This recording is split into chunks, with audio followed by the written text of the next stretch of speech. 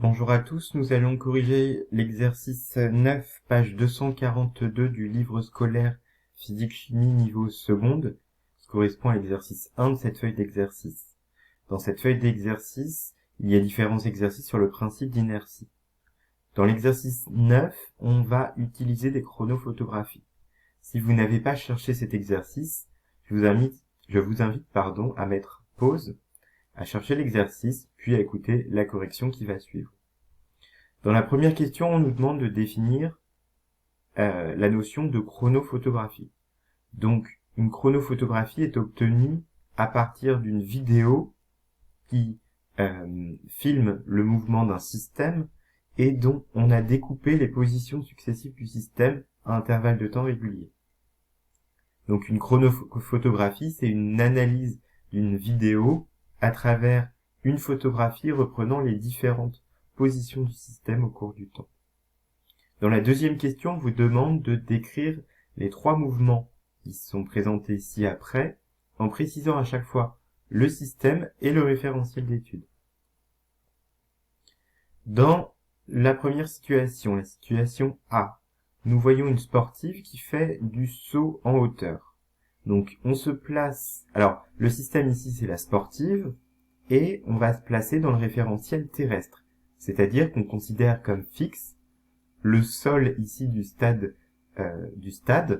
et donc c'est un référentiel terrestre, on considère comme fixe un endroit à la surface de la Terre. Donc quand on regarde les positions successives de la sportive, on observe que les positions ne sont pas régulièrement écartées. Des fois l'écartement est plus grand, des fois l'écartement est plus petit entre deux positions successives, donc le mouvement n'est pas uniforme. Il est assez délicat de dire s'il est accéléré ou décéléré. C'est pour ça que je préférais le mot varié. Enfin, la trajectoire n'est pas rectiligne, puisque les positions successives ne forment pas une portion droite. La trajectoire n'est pas circulaire, puisque la sportive n'effectue pas une trajectoire en forme de cercle, une portion de cercle. Le mouvement peut être qualifié de curviligne, car les différentes positions forment une courbe. Dans le deuxième système, dans la deuxième étude, le système est le skieur ou la skieuse, la personne en tout cas qui fait du ski. Le référentiel est celui de la piste. Encore une fois, c'est un exemple de référentiel terrestre. On suppose comme fixe le sol. Le mouvement, si on ne tient pas compte de cette dernière position ici, peut être qualifié de circulaire cette fois. Et au niveau de l'espace entre les différentes positions successives, il est à peu près constant, donc on peut dire que le mouvement est circulaire uniforme. Dans le troisième cas, le système est le danseur. On se place dans le référentiel qui considère comme fixe le sol de la pièce où est le danseur. C'est un référentiel terrestre et le mouvement est rectiligne uniforme.